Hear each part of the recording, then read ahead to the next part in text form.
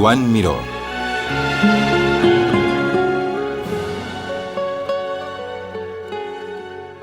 Nacido en 1893 en Barcelona, España, Joan Miró pertenecía a una generación enfrentada a todos los ismos heredados del siglo XIX que habían liberado a la pintura de su trabajo de retratar modelos reconocibles.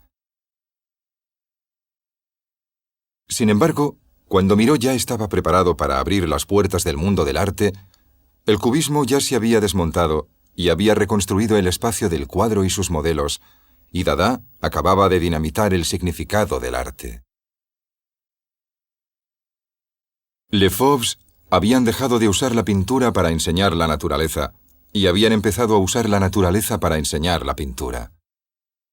En pocas palabras, se había atacado al mundo del arte académico y ya se habían formado algunos campamentos enemigos. Los artistas jóvenes tenían que decidir a quién prestaban lealtad y entonces tenían que encontrar su propia identidad artística. El padre de Joan Miró era un orfebre y relojero de Tarragona. El padre de Miró dejó su ciudad natal por Barcelona, donde empezó a trabajar con metales preciosos e inició un próspero negocio. Era la hija de un ebanista de Palma de Mallorca. Siendo un niño reservado y soñador, con una salud muy frágil, Miró fue un mal estudiante en la escuela. Empezó a asistir a clases de dibujo a los 7 años. Ese mismo año empezó la tradición del viaje anual a casa de sus abuelos, con lo que cambiaba la ciudad de Barcelona por un entorno más provincial y catalán. Los habitantes eran simples granjeros. Los numerosos cuadernos de esbozos que Miró guardó de su juventud muestran precisas aunque ordinarias observaciones de las calles del pueblo y de la arquitectura, como si intentara memorizar los sitios que veía. Más tarde, siendo un adulto, seguiría volviendo al campo de su niñez durante largos períodos, normalmente durante el verano y el otoño. En 1907, cuando Miró tenía solo 14 años, el asunto de su futura carrera apareció en el horizonte, cuando finalizó con poco éxito sus estudios secundarios. Su padre recomendaba insistentemente clases de economía. Asistió a ellas, pero también asistió simultáneamente a la famosa Academia de Arte, donde el padre de Picasso había dado clase, y en la que el mismo Picasso había estudiado brevemente 9 años antes. Después de que el joven Miró, de 17 años, hubiera completado su educación económica, empezó a trabajar como contable. Miró escribiría más tarde sobre esta época de su vida: peleas con la familia, he dejado la pintura para trabajar en una oficina, catástrofe, dibujo en los libros de cuentas y naturalmente me echan. A los 19 años entro a la Academia Galf en Barcelona para dedicarme totalmente a la pintura. Aunque la familia de Miró estaba en una buena posición económica, no querían mantener a Miró demasiado generosamente para que se convirtiera en artista. En 1915 Miró entró en los militares en Barcelona durante un corto período y completó el servicio obligatorio durante 3 meses cada año hasta 1917. Vista de Mont-Roig, 1917. Pasaba el resto del año trabajando en un estudio en Barcelona que compartía con un amigo, y en Mont-Roig, un pueblo de la provincia de Tarragona, donde su familia había comprado una masía en 1911. Mont-Roig se convirtió en un centro de autenticidad contra el que Miró medía el poder de su arte. Las primeras obras de Miró están limitadas por sus conocimientos del arte contemporáneo. Les Fauves fueron su principal influencia, ese grupo de coloristas expresivos que iban más allá de la visión de Van Gogh y cuyo miembro más famoso fue Henri Matisse. Miró usó los géneros aceptados del bodegón, los retratos y los paisajes para ejercitar su estilo de novato. A veces, como en el que es probablemente el primer cuadro que se conserva de Miró, El granjero, de 1914, las fuertes pinceladas que se molestan entre ellas tienden a oscurecer el tema sin tener ninguna gracia propia. El espectador casi puede sentir la lucha de Miró por coordinar la pintura, la mano y el ojo.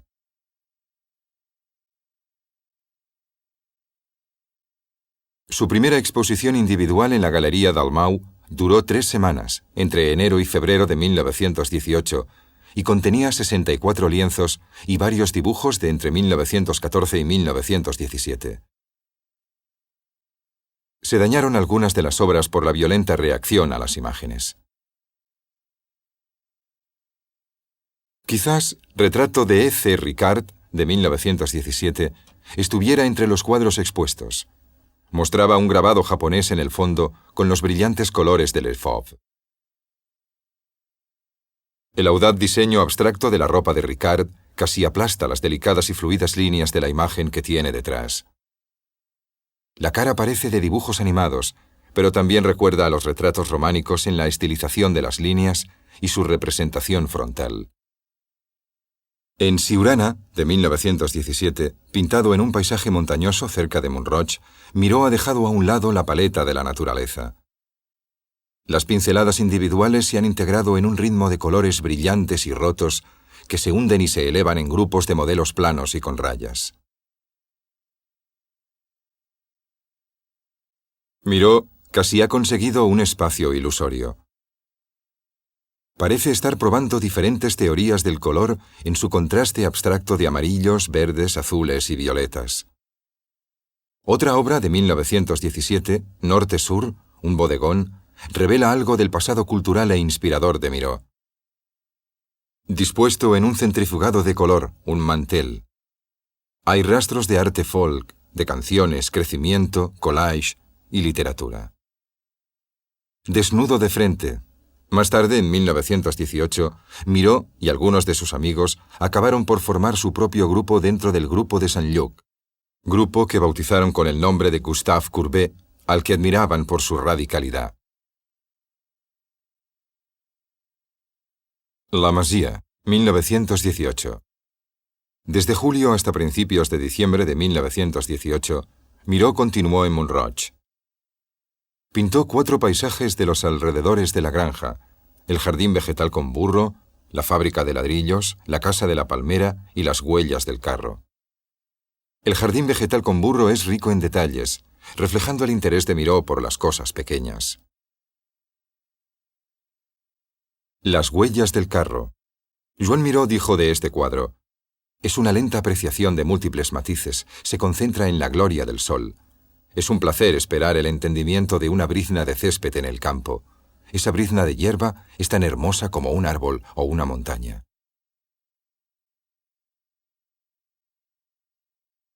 Los paisajes comparten un tratamiento inocente de los detalles, combinando la manera de representar las cosas en los retablos góticos con delicados dibujos decorativos. Los colores han cambiado, se han vuelto más naturales y terrenales. Desnudo sentado, 1919. La deuda del cuadro con el cubismo se hace evidente en el aspecto de los brazos y la parte superior del torso. Pero por muy profunda que fuera su admiración por los cubistas, en sus propias palabras, no se sentía dirigido por ellos. En 1919, Miró pintó una imagen curiosa, un autorretrato, en el que lleva la misma camisa sin cuello que Vicente Nubiola tiene en el retrato que le hizo Miró. En el autorretrato parece un pijama de seda. Se abre en la garganta enseñando una sensual parte del cuello y una pequeña pero vital visión de los pelos del pecho. De algún modo parece casi desnudo.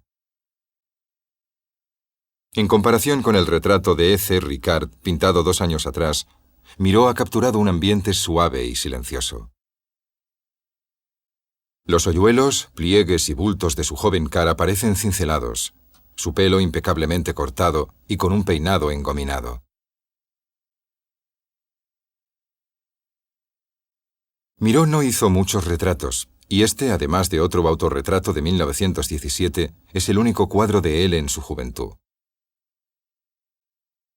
Muestra el Miró que llegó a París en 1920, a los 27 años, dispuesto a hacerse más grande que las escuelas de pintura parisinas.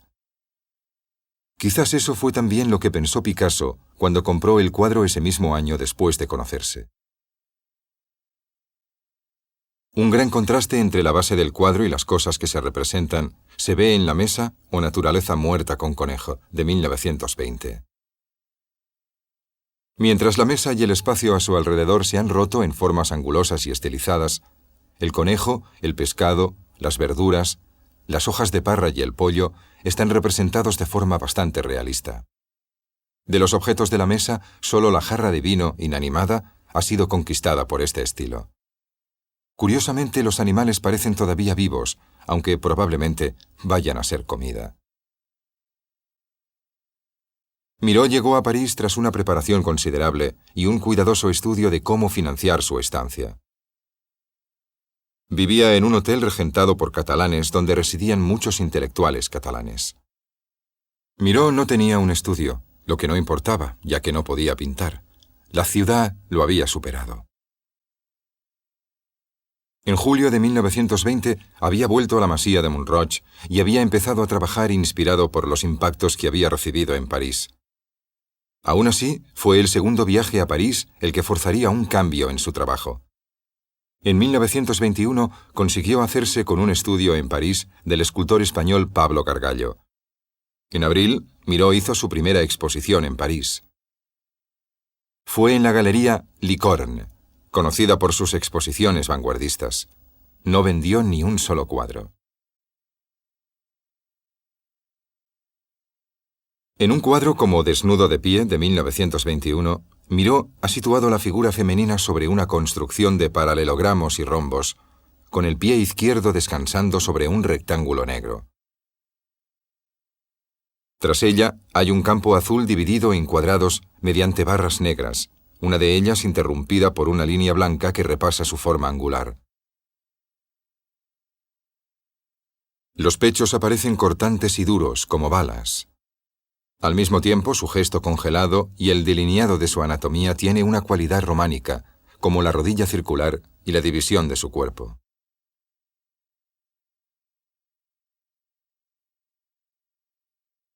La famosa obra de Miró, la llave para acceder a su obra, La Masía, también la empezó en 1921.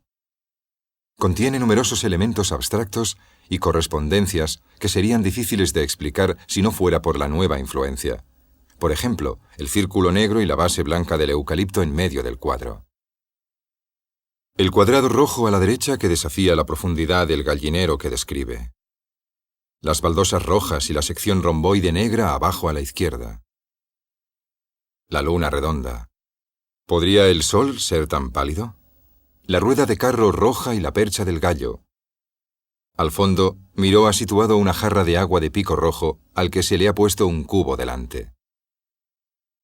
Detrás de ello hay un periódico francés cuyo nombre, El Intransigente, se trunca en un doblez y solo queda la parte que significa dentro de.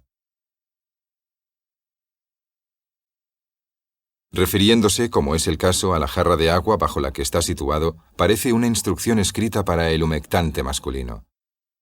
Si seguimos las baldosas y el camino hacia la parte de atrás, vemos varias huellas de pies desnudos que se detienen de repente, sin ir más lejos. El camino, sin embargo, continúa hasta un pozo o aljibe cuadrado. Una mujer se inclina sobre él y hay algunas ollas, un cubo y una botella junto a ella. Detrás de ella, prácticamente en el medio del cuadro, como si fuese en perspectiva, hay una figura arrodillada similar a un ídolo, desnuda y sin pelo, fetal y parecida a una rana, con una sombra extrema sobre la mitad de su cuerpo. Detrás del pozo hay una bomba o un molino que hace funcionar una mula atada a un circuito circular, dando vueltas y más vueltas sin llegar a ningún sitio, pero aún así consiguiendo algo. El gallo, los conejos y la cabra añaden aspectos sexuales, pero también son detalles de la vida de la Masía de Montrouge. La vegetación es pobre, o bien la cosecha está en otra parte de la masía, tan descuidada como parece, o ya no funciona bien. Abajo a la izquierda, una planta salvaje florece como una erupción volcánica. Podría muy bien ser la clase de cactus que solo florece una vez cada 7 años, en un ciclo fértil, lento, pero dramático. La masía está dominada por la luz, que encuadra el gallinero, el establo y el eucalipto que hay en el centro. Por una parte es un cuadro muy arquitectónico, porque está construido con mucho cuidado. Miró volvió a trabajar sobre este cuadro muchas veces, llevándoselo consigo a Barcelona y a París. Después de ser rechazado por muchas galerías, Ernest Hemingway compró el cuadro. La lámpara de aceite, 1922. En este cuadro, Miró reduce drásticamente los objetos a formas claramente delineadas y compuestas sobre un fondo liso. Mientras la lámpara tiene una ligera sombra, la fruta y la rejilla son solo líneas compuestas.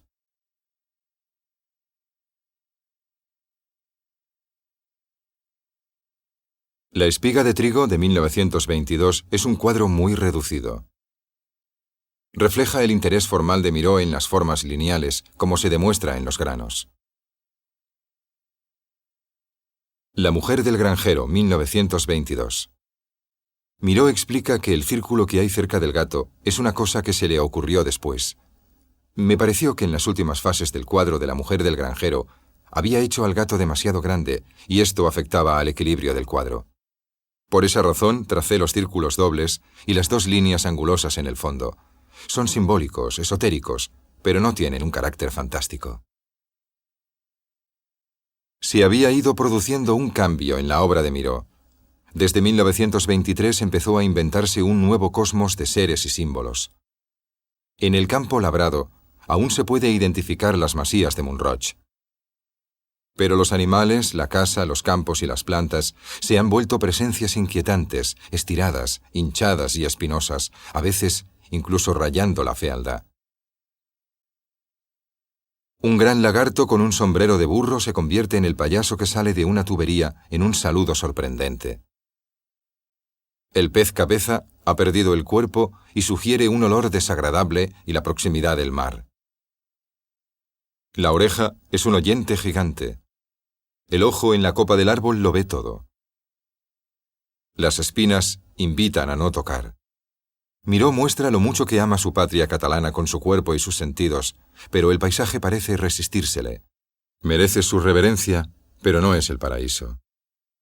Las banderas que ondean en el árbol nudoso, la catalana, la española y la francesa, se alzan en medialunas optimistas.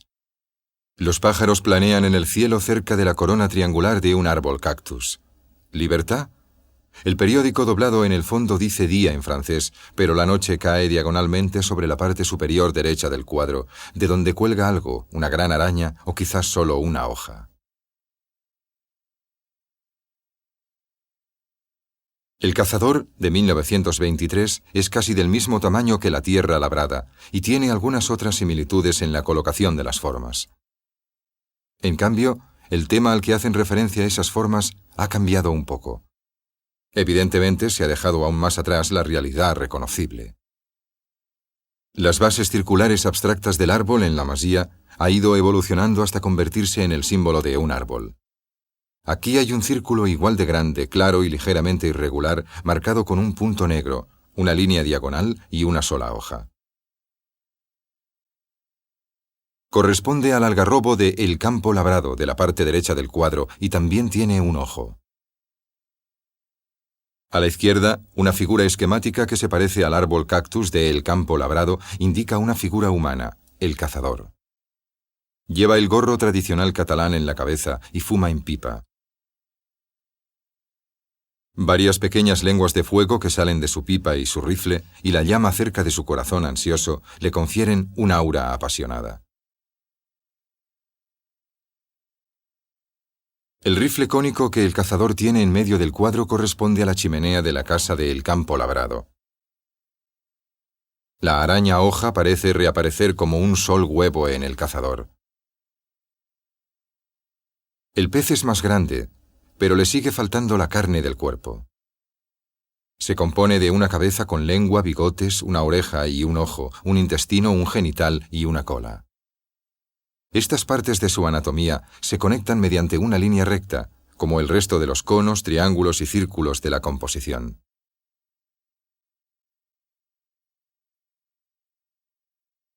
Maternidad, 1924.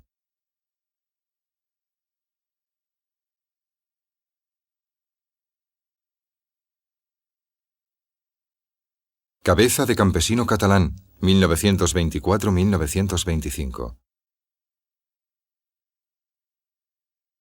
En 1924, el año en el que André Breton publicó el primer manifiesto surrealista, Miró pintó varios cuadros más de este estilo.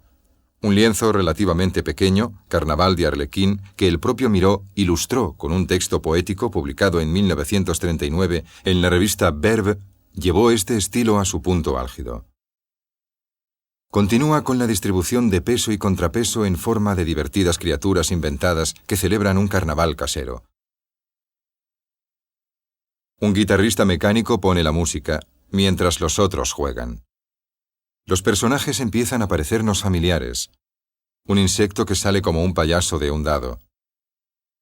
Un pez tumbado en la mesa. Una escalera, llamas, estrellas, hojas, conos, círculos, esferas y líneas. Siesta, 1925. Aquí la representación del mundo ha perdido importancia. La estructura de las cosas, la forma, el color y las líneas tienen una importancia suprema. Mujer bañándose, 1925.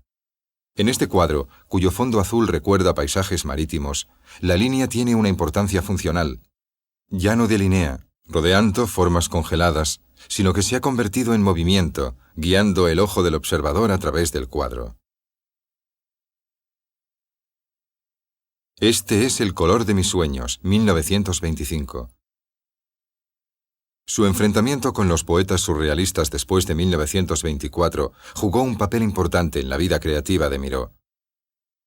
Las palabras y las frases empezaron a poblar sus lienzos en un intento de trascender la pintura y al mismo tiempo relacionarse con la poesía. Cuadro, 1925. Personaje lanzando una piedra a un pájaro, 1926. Las líneas continúan llevando el peso de la narrativa. Una figura fantástica lanza una piedra a un gallo. Las líneas sugieren el movimiento del brazo, el camino de la piedra y el vuelo del gallo. Dirigen la inteligibilidad del cuadro. Perro ladrando a la luna, 1926. Los paisajes pintados en 1926 muestran a Miró como un colorista. Los dos colores del fondo son profundos y forman un contraste efectivo para los colores primarios, el rojo, el amarillo y el azul. Paisaje, la liebre, 1927. En 1927 Miró se mudó a un estudio cerca de Jean Arp, Max Ernst, Paul Éluard y René Magritte. Arp especialmente influiría a Miró con sus siluetas ondulantes y las formas orgánicas de sus figuras. La liebre de este cuadro es un ejemplo de esa influencia. Durante un viaje a Holanda, Miró visitó los museos de Ámsterdam, donde pudo admirar a los viejos maestros del siglo XVII. Compró una serie de postales de esos cuadros que se llevó consigo a París para usarlas como punto de partida para la serie Interiores holandeses de 1928. En los cuadros Interior 1 e Interior 2, que mostramos aquí, Miró usó el tocador de laúd de Hendrik Marten Schorch y la lección de baile del gato de Jan Steen. A primera vista estos cuadros tienen muy poco en común con los cuadros del siglo XVII, pero si miramos con más atención, cada forma de los interiores holandeses se basa en una parte de la pintura original. Miró intentó una transformación exacta de todos los detalles en el reino de la fantasía. En Interior holandés 2, las ventanas y las sillas están reducidas, mientras la cabeza de la figura de la izquierda es 5 veces más grande que su cuerpo. El color también se impone al original. Los interiores holandeses 1 y 2 presentan una recreación de los viejos maestros en un lenguaje moderno de color y forma. De esta manera, Miró ilustra claramente lo que se puede hacer en la pintura en el presente y también lo que ya no se puede hacer. La patata, 1928. En 1928 y 1929, Miró pintó varias metamorfosis de retratos femeninos existentes, usando fuentes de inspiración bidimensionales. Quizás porque en la vida real solo tenía ojos para una mujer, En octubre de 1929, Joan Miró se casó con Pilar Juncosa en Palma de Mallorca. 9 meses más tarde, en julio de 1930, nacía su primera y única hija en Barcelona, una hija a quien le dio el nombre de su hermana y su madre, Dolores. Retrato de la señora Mills en 1750, 1929. Este retrato es parte de una serie de retratos imaginarios realizados en base a retratos históricos. Como en los interiores holandeses, Miró los transformó con su lenguaje fantástico de formas. En un cuadro de 1929, escogió un anuncio español de un motor diésel alemán para crear a la reina Luisa de Prusia. La forma general del motor parecía una figura femenina de pie, de pechos protuberantes, falda larga y cabeza muy pequeña. La situó sobre un lienzo vibrante de colores en contraste en una situación extraordinariamente espaciosa y parca.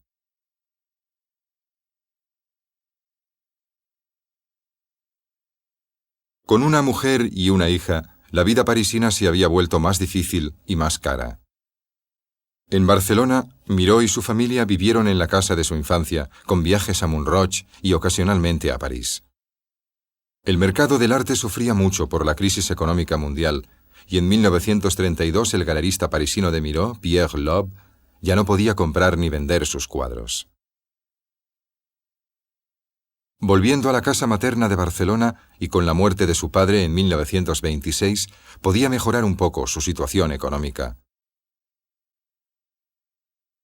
Aunque su trabajo de los años 30 fue más anecdótico, con un vocabulario de signos más amplio y simple, Miró continuó siendo leído atentamente. Por ejemplo, este cuadro de 1933, hecho con un collage de objetos para formar pequeñas criaturas, que corresponden a grandes rasgos a las ilustraciones originales de herramientas, por la forma, pero no por el significado. Cuadro 13 de junio, 1933.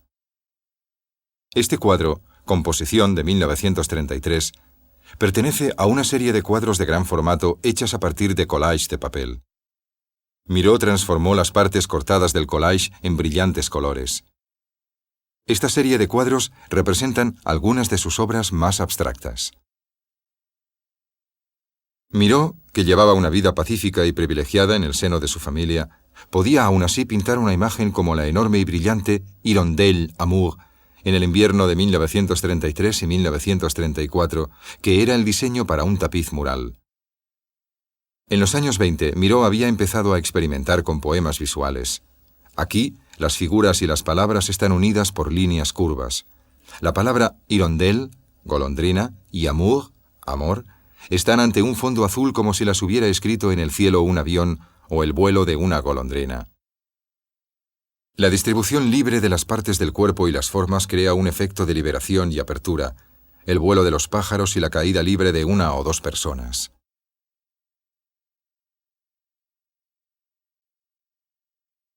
Figura, octubre de 1934.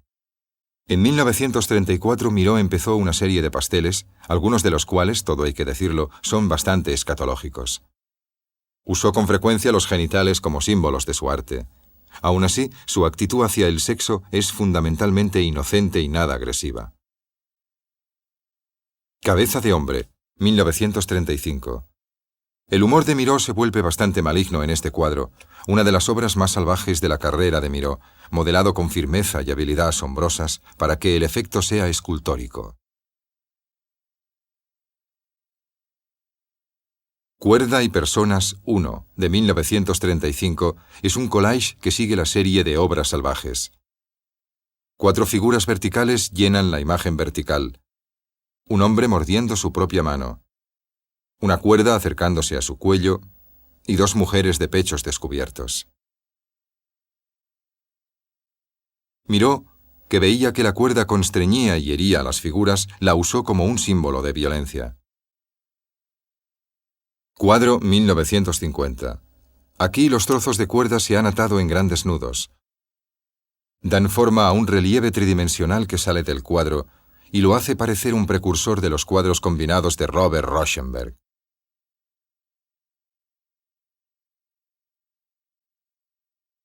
Hombre y mujer ante un montón de excrementos de 1936 muestra más personajes relacionados entre ellos en un paisaje de ciencia ficción o un espacio interior sin ventanas. Sus formas inventadas, aumentadas por los contrastes extremos de color, expresan deseos y reacciones histéricos.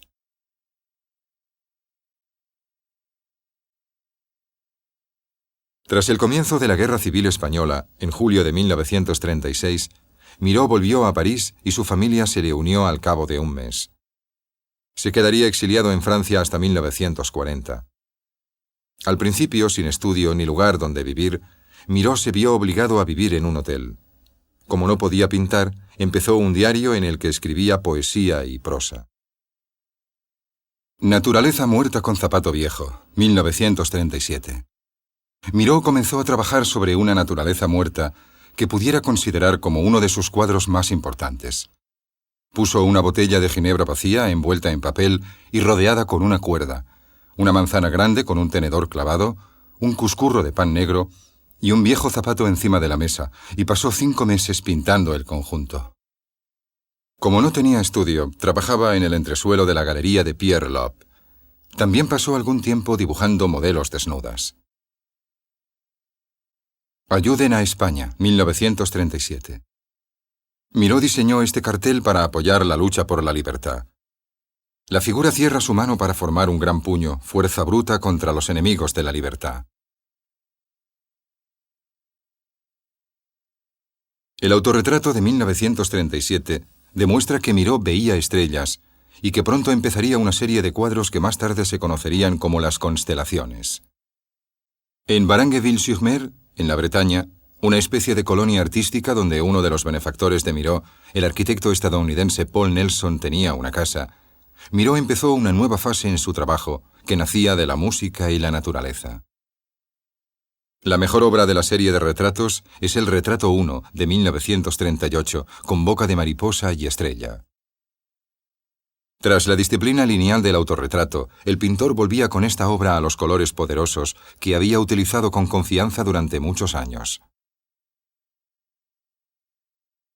Decoración infantil, de 1938, que Miró pintó para los 3 hijos de Pierre Matisse.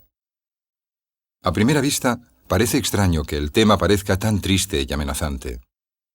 Pero aunque el animal con colmillos de la derecha pueda parecer muy malévolo, el cuadro tiene una alegría subyacente y un poder de cohesión que lo convierten en uno de los más admirables del artista a gran escala.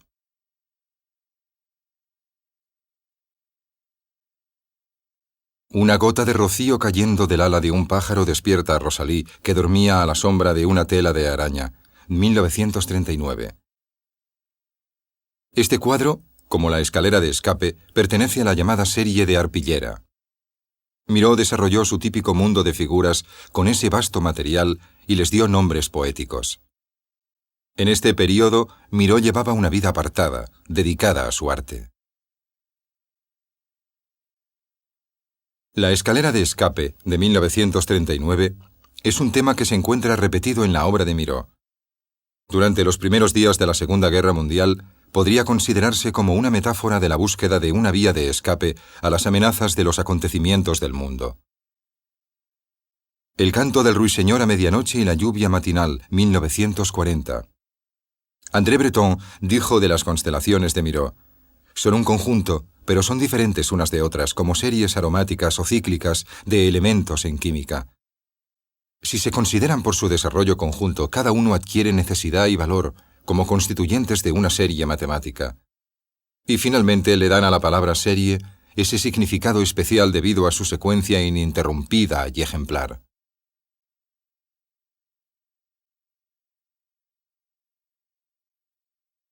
La estrella matinal, 1940. Justo antes de que los alemanes ocupasen Francia, Miró pudo marcharse y volver a la seguridad relativa de su país natal. Continuó trabajando con gouaches en Palma y Montrouge. Se llamaron genéricamente constelaciones, después de que terminara la 10ª imagen en 1940. Despertar al alba, 1941. Usó trazos lineales para unir los puntos que definían las extrañas y divertidas criaturas que miraban desde el dibujo.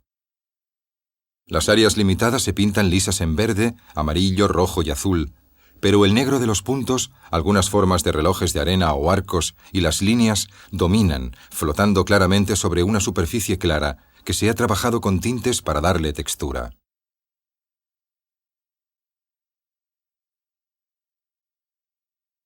La poetisa, 1940. Mujer y pájaro a la luz del sol, 1942. Cuadro, 1943. Estrellas, lunas, soles y figuras se combinan para formar una delicada y unida red cósmica de signos en la serie Constelaciones. Sistemáticamente altera los colores al cruzar las líneas. El rojo se convierte en negro, el negro en rojo. El resultado es una pulsación de las formas sobre el fondo. Miró enfatizaba continuamente su difícil búsqueda del equilibrio de composición mientras trabajaba en esta serie. La corrida de toros, 1945.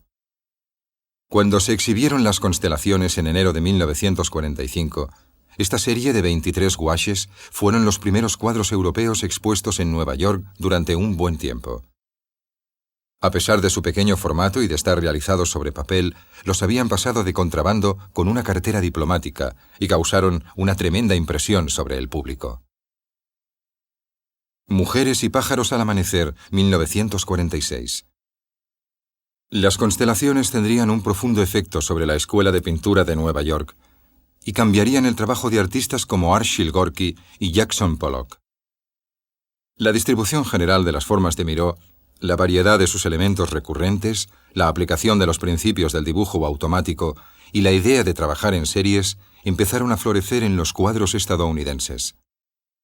Durante los años de guerra, Miró había trabajado mucho en papel, porque los materiales eran escasos y porque el papel se podía mover más rápida y fácilmente que los lienzos.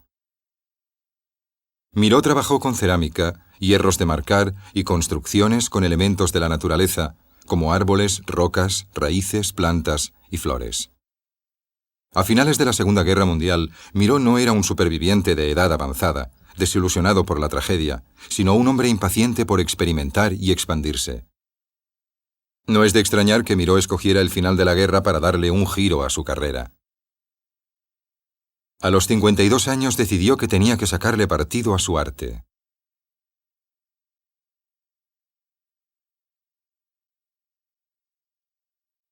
Durante la mayor parte de 1945, Miró vivió en la casa de Artigas y dedicó gran parte de su tiempo, naturalmente, a la cerámica más que a la pintura. Sin embargo, varios cuadros famosos datan de ese año, como El Puerto. En 1946 terminó el pequeño y seductor Mujer en la noche, que sugiere un plan preparatorio para un mural como el que Miró crearía para el Hotel de Cincinnati al año siguiente. A finales de 1946, Miró terminó Mujer y niña frente al sol, un cuadro en el que vemos claramente la extraña interacción entre la definición cuidadosa y los efectos casuales que confluyen en muchas de las obras del pintor de años recientes. Las dos figuras centrales están trazadas concisamente contra un fondo color perla. A la derecha hay una forma oscura que sugiere un hombre con un sombrero, que en su espontaneidad no calculada hace pensar en la pintura de dedos.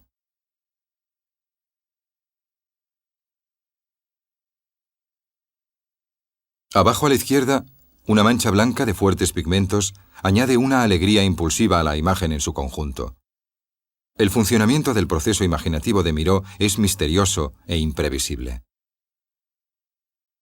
En 1947 Miró viajó a los Estados Unidos por primera vez porque su galerista, Pierre Matisse, le había conseguido el encargo de realizar un cuadro en una pared de la terraza del nuevo Hotel Plaza de Cincinnati.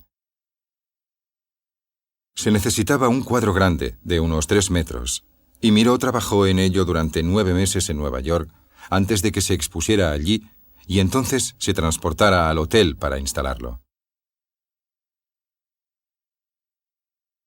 Pintado sobre un fondo azul suave, el mural se convertiría en una antología virtual de las formas, en su mayoría en rojo, amarillo, verde y negro, que había absorbido a Miró durante un tiempo. A pesar de su dedicación a dos grandes pedidos, Miró también completó varios cuadros de caballete sorprendentes durante este período.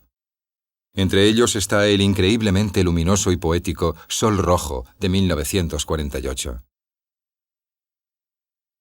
Durante 1950, las reflexiones de Miró sobre los intrincados problemas del mural Harvard podrían haber tenido alguna influencia sobre dos cuadros encantadores de tamaño medio.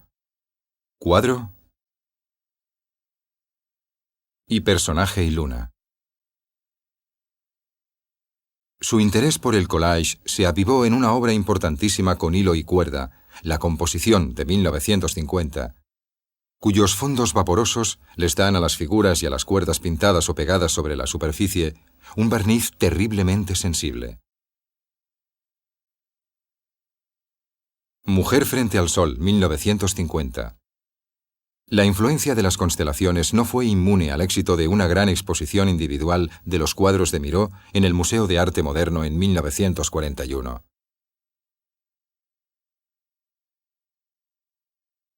Las escaleras atraviesan el cielo azul en una rueda de fuego, 1953. A pesar de la guerra, había sido posible montar la exposición usando obras de las colecciones estadounidenses. El catálogo menciona cuadros, dibujos, collage, objetos, alfombras, un tapiz y aguafuertes. Hace una lista de las contribuciones de Miró al diseño de decorados y la ilustración de libros, sus grabados, las exposiciones de sus obras y una bibliografía de artículos sobre él. Aunque Miró no pudiera ir a Nueva York, en 1941 había llegado allí. En los años 50, Miró compró una casa y un terreno en Mallorca, donde había pasado parte de los años de guerra con la familia de su mujer. Le encargó a su amigo el arquitecto Josep Lluís Sert la construcción del gran estudio que quería. La mudanza al nuevo estudio en 1956 significó consolidar sus pertenencias, revisar sus ideas y destruir o repintar cosas que creía que no valía la pena conservar. Este hermoso nuevo espacio abrió muchas posibilidades para Miró, que continuó trabajando casi incesantemente de manera disciplinada. Viajó a París, trabajó con Artigas en proyectos de cerámica y fue a la Fundación MEC en Saint-Paul-de-Vence y a Barcelona a realizar series de grabados. También empezó a hacer esculturas a mayor escala, que a veces moldeaba en bronce en fundiciones de Barcelona y París. Desde 1953 a 1956, Miró produjo alrededor de 200 piezas de cerámica con Artigas. Fue un esfuerzo prodigioso que podría haber alcanzado su punto máximo de elocuencia y fuerza en El Pórtico de 1956. En 1957, Louis Broder le publicó al artista un conjunto de 22 aguafuertes, puntas secas y aguatintas llamado La Bague d'Aurore, muchos de ellos exquisitos. Después, durante un largo período de tiempo, hizo grabados en madera para el libro de poemas de Paul Éluard, A toute épreuve, publicado originalmente sin ilustraciones.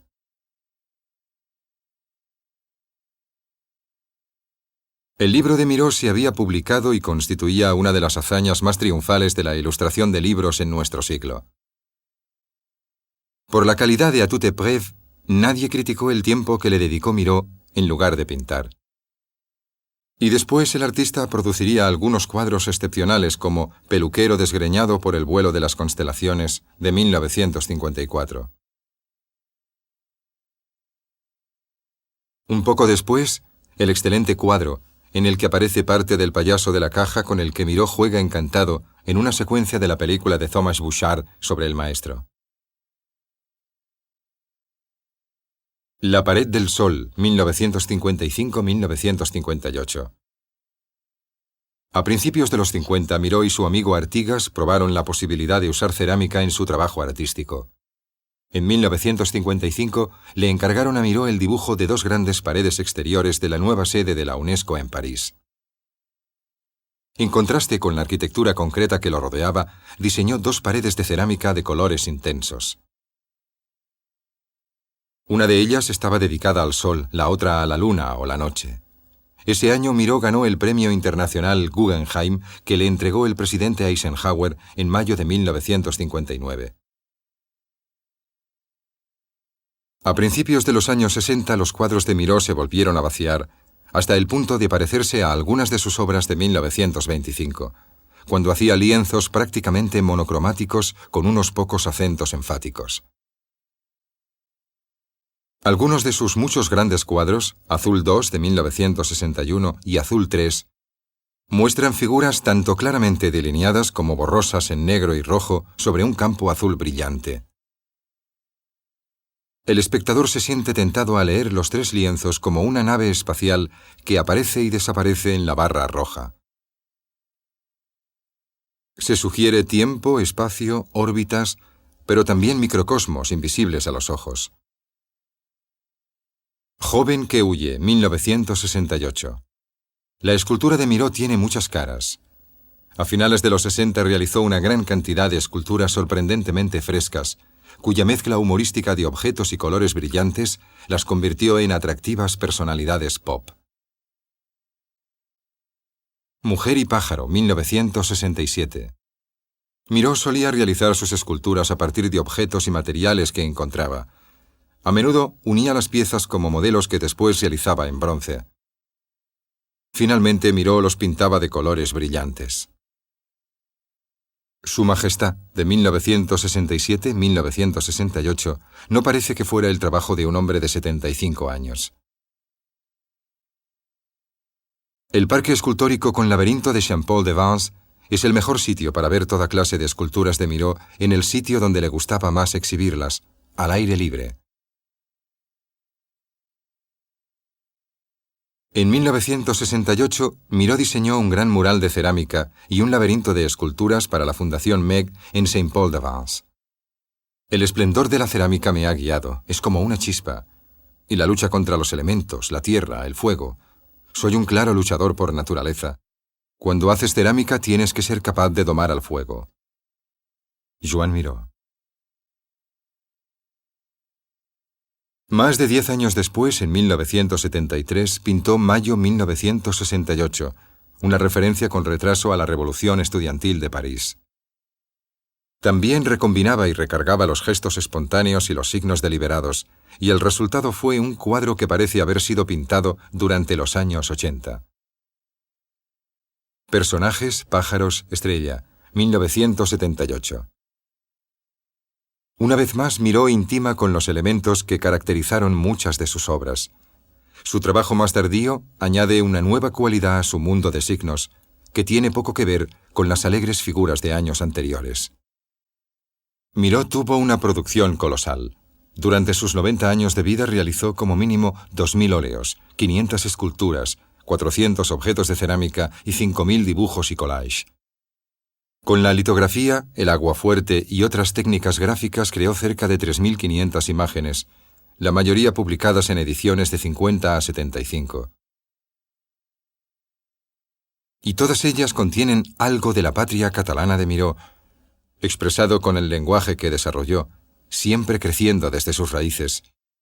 Joan Miró murió el 25 de diciembre de 1983, a los 90 años.